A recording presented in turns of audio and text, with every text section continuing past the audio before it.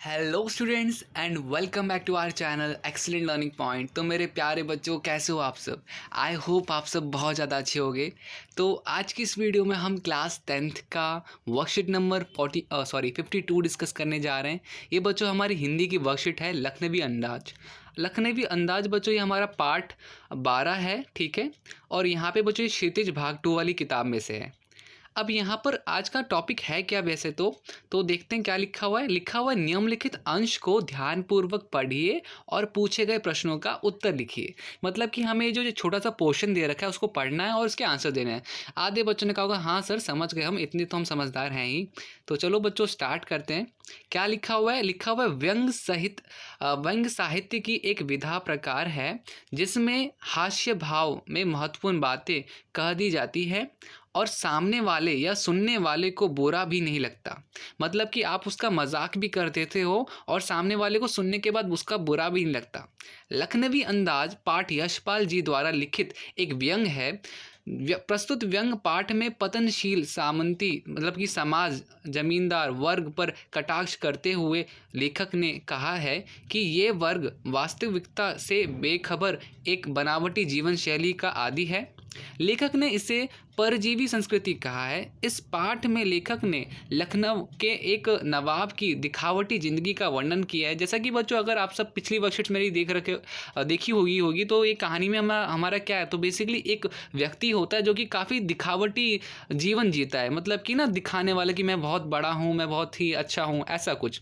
तो लिखा हुआ जो रेलगाड़ी में यात्रा करते हैं, समय बिताने और शौक के लिए खीरा खरीदते हैं और सामने बैठे लेखक से खीरा खाने के लिए पूछते हैं। लेखक के मना करने पर उसे उस खीरे को धोते हैं और पोंछते हैं और करीने से काटते हैं।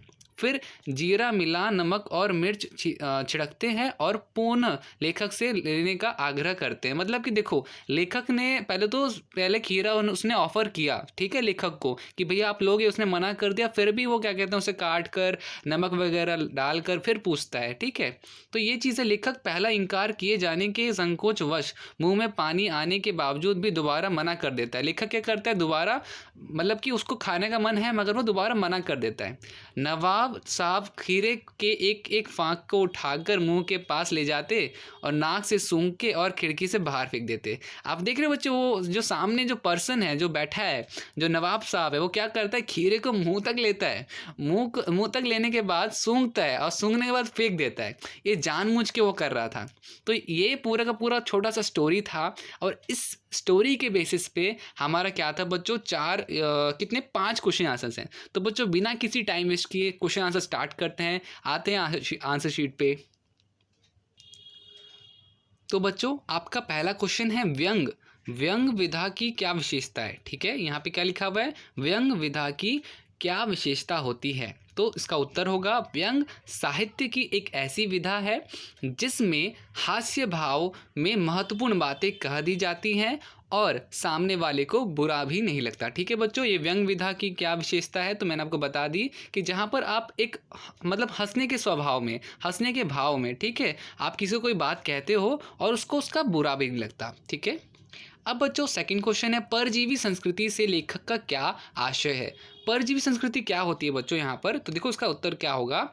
लेखक ने परजीवी संस्कृति उन लोगों के लिए कहा है जिन्होंने अपनी सामंती सोच को बरकरार रखने तथा समाज में अपना रुतबा बनाए रखने के लिए झूठी शान और शौकत का दिखावा करने का स्वभाव पाल रखा है। ठीक है बच्चों, किन लोगों को कहा है, किस तरह की ये संस्कृति बताई गई है, तो जहाँ पे लोग दिखावटी जीवन जी रहे हैं उनके लिए नवाब साहब जैसे लोग इसी बिरादरी में आते हैं। आई होप बच्चों आपको सेकंड क्वेश्चन भी क्लियर हो गया होगा। थर्ड, दिखावे की प्रवृत्ति आप किसे कहेंगे, मतलब कि बच्चों दिखावे की प्रवृत्ति क्या होती है, आप किसे कहेंगे। तो यहाँ पे बच्चों आएगा आंसर, जब लोग अनावश्यक चीज़ों का प्रदर्शन करते हैं तथा अनावश्यक व्यवहार को दर्शाते हैं उसे दिखावे की प्रवृत्ति कहते हैं। मतलब कि जहाँ बच्चों ज़रूरत नहीं है फिर भी आप कुछ ना कुछ ट्राई करो। सपोज आप घड़ी है और घड़ी फिर भी बार बार अपने दोस्त के आंखों से ऐसे लेकर के जा रहे हो, तो ये मतलब कि ज़रूरत तो है नहीं, उसको देखना होगा तो उसकी आंखें में पड़ जाएगा, मगर आप दिखाना चाहते हो कि आपने एक घड़ी खरीदी है या फिर आपने एक फ़ोन खरीदा है, तो आप अपने दोस्त के पास लेके जा रहे हो,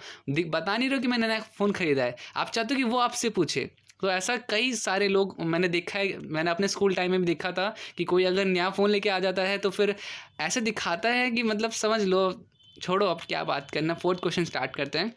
तो फोर्थ क्वेश्चन क्या है, मुंह में पानी आ जाने के बावजूद भी लेखक खीरा लेने से मना कर क्यों देते हैं, मतलब क्यों कर देते हैं। तो यहाँ पे बच्चों उत्तर होगा, नवाब साहब ने